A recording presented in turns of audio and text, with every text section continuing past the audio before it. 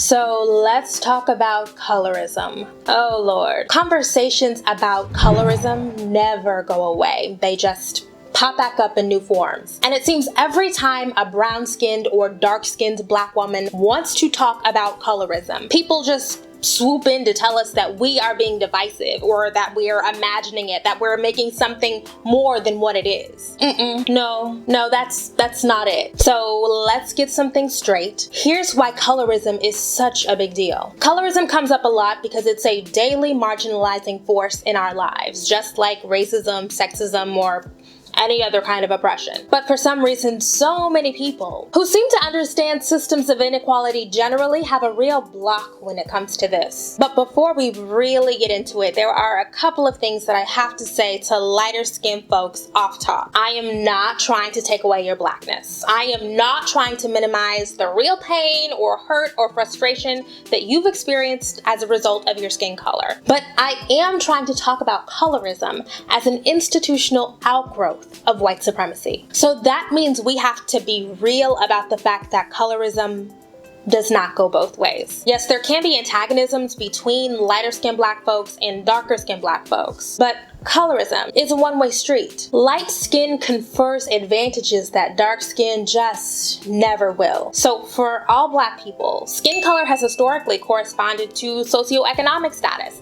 level of education, access to quality housing, even your ability to attain public office. But for black women, this operates in very distinct ways across the diaspora, particularly where there's a history of slavery and colonialism. Dr. Evangelia Tatsuglu explains that historically, the fair-skinned black woman who most nearly resembled white women was seen as the lady and placed on a pedestal, whereas darker-skinned black women were viewed as bitches and whores. Because of patriarchy, beauty is an asset. White supremacist society has long been able to decide who gets to be, quote, classically beautiful. Ugh. And that means certain groups of women are distinctly disadvantaged. Sociologist Margaret Hunter breaks it down like this. Light skin color as an indicator of beauty can operate as a form of social capital for women. That social capital can be transformed into other forms of capital and used to gain status in jobs, housing, schools, and social networks. Clearly, white supremacy is a huge problem that is not going to be solved by TV, movies, magazines, or any other type of media. But representation matters. That's why we have to call it out. In some ways, we're getting a lot better with representation. I mean, we have Kerry Washington and Lupita Nyong'o and Oprah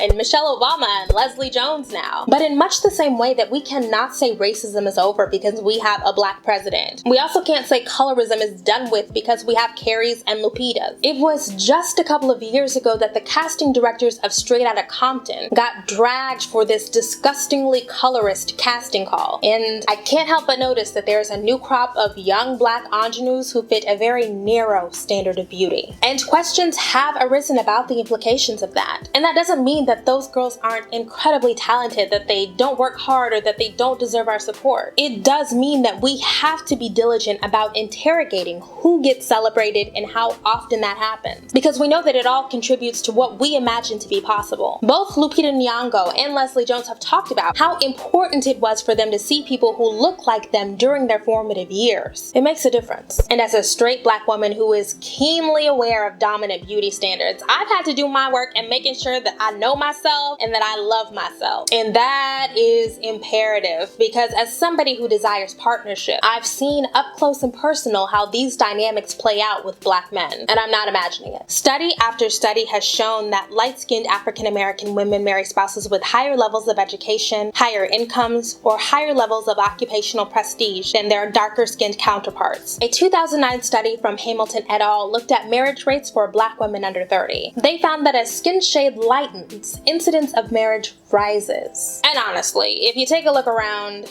it's not surprising. That's why that picture of the black power couples gathered after the VMAs was really inspiring when you first looked at it, and kind of depressing when you take a closer look. Because every woman in that photo has something in common.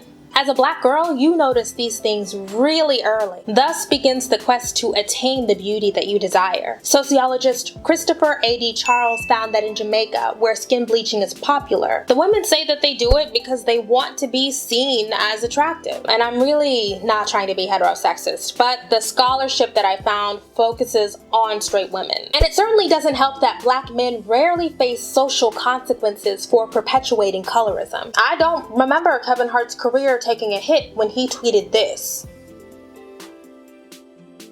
So let's get away from desire and partnership and the male gaze. Deconstructing colorism for black women is not just about wanting to be put on the pedestal of ideal womanhood. We often talk about the school to prison pipeline for black boys, but we don't talk about the ways that girls are being pushed out of school. A study from 2014 found that black girls with darker skin are punished more harshly, and having darker skin impacts the ways that you interact with the criminal justice system. A 2011 study out of Villanova found that black women with darker skin receive longer prison sentences. And of course, all of these social forces have a huge impact on your mental health. Thus, it's been found that low-income women with medium or dark skin tones are more likely to experience suicide ideation as a result of gendered racism than their lighter-skinned counterparts. A note, colorism is not just a black thing. Lighter skin is preferred pretty much anywhere white folks came and messed things up, including South America and Asia. The point of this, of course, is to say that you can be oppressed and also be the beneficiary of oppressive system. Acknowledging that actually helps us to deconstruct the hierarchies. Black women aren't ever allowed to be experts on our own experiences. We're not wrong for reacting viscerally to colorism. And though I appreciate all of the scholarship on the subject, it's kind of absurd that people won't just